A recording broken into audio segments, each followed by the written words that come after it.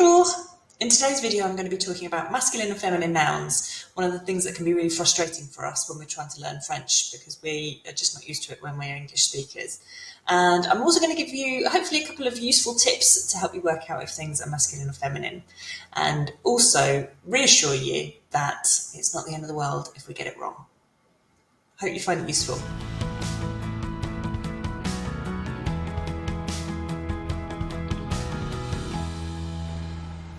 One of the questions I'm often asked is, why does French have these masculine and feminine nouns? It feels like it's an extra thing to have to think about that can be stressful. And French is not the only language that has masculine and feminine, as you can see from this map. A lot of countries in the world do. Probably just under half of the world's population speak languages with masculine and feminine. And if you are born in a country where the language that is spoken has masculine and feminine, when you're learning language as a baby, you learn every single new noun, a noun being an object, a thing, okay? You learn every single new noun with its pair. So you don't just learn table, you learn a table or the table. You don't just learn pen, you learn a pen or the pen. And for us as English native speakers, potentially, that feels really unusual to have to learn the little bit that goes in front of it. It's called the article, the a or the. We just are interested in the noun. So when we're learning French, it can be really hard for us to have to try and remember the article, the a or the, at the same time. We're just interested in the noun. That's just, we're programmed to do it because that's how we learn language. So it can be really tricky for us to know whether things are masculine or feminine. First of all, one thing to know about is the article, is that little word at the beginning. So if you want to say a phone, a car, a chair, a cup, you need to say un, if that thing is masculine, or une, if that thing is feminine. Un, une. And this is if it's indefinite. It could be any cup, a cup, could be any cup, give me any cup, a cup. Give me any car, une voiture, any car, a car, okay? It doesn't matter which one it is, I'm not being definite about which one it is. And then des is the plural, so some, give me some pain au chocolat. We don't mind which ones, just any ones. So it's the indefinite, we're not specifically saying I want that one. And here, for the definite article, for the thing where you're saying the, that's when you have to use le being masculine, la being feminine, and les being plural, okay? So if it was le stylo, the pen, then I'm being specific, I want the pen, not just a pen, the pen. Or la voiture, it's in the car. Which car? Well, the car, being definite about which one. Or les fenêtres, the windows. So here we're talking about some specific windows. I'm going to go and clean the windows. So un, you kind of have your mouth open, your tongue at the bottom. Un, une, your tongue finishes in the roof of your mouth and the sound comes more from the front of your mouth. And then des, and then we've got le, la, les.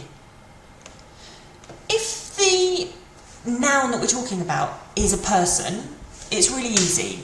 For example, a man is masculine. So we can say a man, an homme. If we're talking about a woman, it's easy. A woman is feminine. So une femme, a woman, une femme. If you're talking about some sweets, so as soon as we've got plural here, sweets, we use des bonbons, des bonbons. Now we're on to the. So here we're being specific about the boy. We would say le garçon. Now we're being specific about the girl. La fille. And here we're being specific about the children. Les enfants. Make a little liaison there. Les enfants. The children. Plural. The problem comes when we don't have an obvious gender of the noun. If it's not a man, how are we supposed to know if it's masculine? If it's a pen, How are we supposed to know if that's supposed to be masculine or feminine? If it's a car, what makes it masculine or feminine? How are we supposed to know? And the answer is that it's all about the spelling of the word, okay? It's the end of the word. There are lists online. If you go online and you search it, you'll see that there are lots of websites that have comprehensive lists of all of the different endings which are masculine, all of the different endings which are feminine.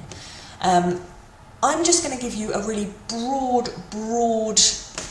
idea of masculine and feminine. There are so many exceptions to this, but it stops it being 50-50.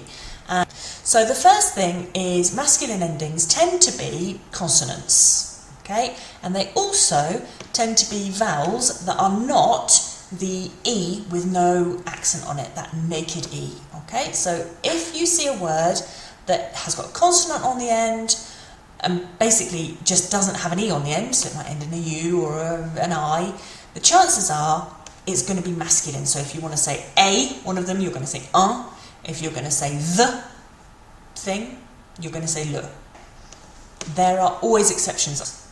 For feminine words, the main thing that you need to remember is that feminine words generally end in this E, this naked E, as it were. No accent on it, just an E by itself. There's a good chance that it's going to be feminine if it ends in that. And there's also a good chance it's going to be feminine if it ends in I-O-N. So E or I-O-N, there's a good chance it's going to be feminine. Not always, but lots of the time. And again, there are lots of exceptions. So a little quiz for you. Here we go. We've got some words. We're going to look at the ending of them because that's how we're going to tell. And you're going to tell me how you're going to say a of each of these things. Okay, so we're going to just a croissant. We're not being definite. We're not saying the croissant. We're going to say a croissant. So it's going to be either un or une. So have a look at the end of the word and decide whether you think it's going to be un croissant or une croissant. Yeah, un croissant, masculine. It's got T on the end. Un baguette or une baguette?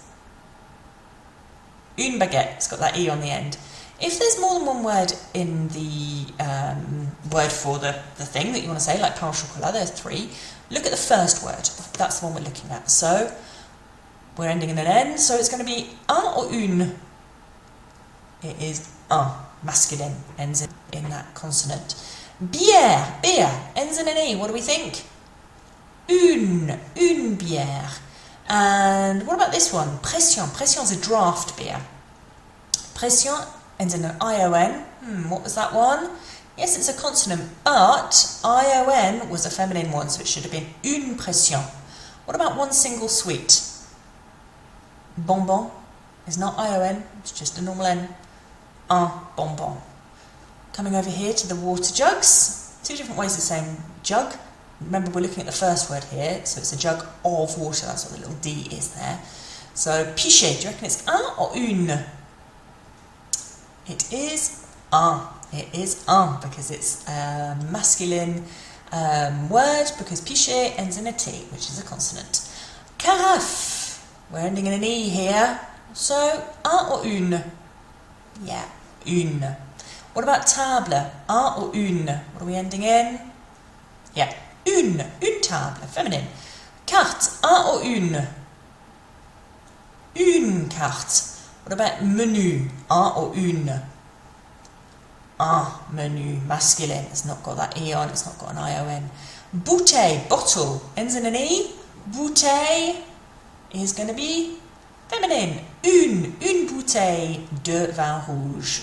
Good. Why does it matter? So, you might say, does it really matter if I get it wrong? Well, no, it doesn't really matter if you get it wrong, but there are lots of things in the language that do change depending on whether a noun is masculine or feminine. So here are a few things that might change. The adjectives that describe, so the words that describe the noun, might have to change its spelling, and then sometimes it changes its sound. Sometimes it changes the adjective completely, depending on whether it's masculine or feminine. So if I was talking about a pen, and I wanted to say that it was a beautiful pen, the word pen is stylo, ends in an O, so it's going to be masculine. So I'm going to have to use the masculine word if I want to say it's a beautiful pen, un beau stylo. Or if I wanted to say I've got a new car, I might say j'ai une nouvelle voiture, because voiture is feminine. The way to say this or these changes. Ce, cette, c'est. masculine, feminine, plural. The way to say my changes depending on whether the thing coming next is masculine or feminine. Masculine, feminine, plural.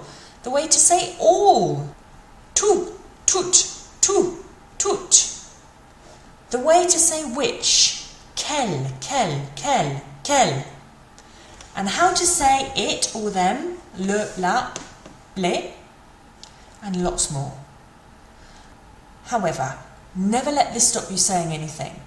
It doesn't matter if you get the masculine or feminine wrong when you are speaking. The worst that can happen is that you'll be corrected. And what will happen over time is the more you use words, the more you try, the more you practice with just speaking, the more natural it will sound to you. It might be already that if you go and ask for a baguette every morning, you would never think to say un baguette because it just doesn't sound right. And that's what happens over a period of time, that things start to sound right or not. So a little recap. All nouns in French have a gender, masculine or feminine, and native speakers learn them as a pair. Whether or not something is masculine and feminine is usually based on the spelling of the last part of the word. There are always exceptions. A very broad rule is that if the word ends in E or ION, it's going to be feminine. And for everything else, there's a good chance it's going to be masculine. And final thing to say, never let it stop you saying something. You will be understood. And know that it does get easier with time. And the last thing is that if you want to download any of my cheat sheets, there's the alphabet cheat sheet, there's the cheat sheet that will just help you get by in France. Have a little look on my website, click on the link in the description below, it will take you to this page and you can download anything for free on there. Okay, see you next time, à bientôt!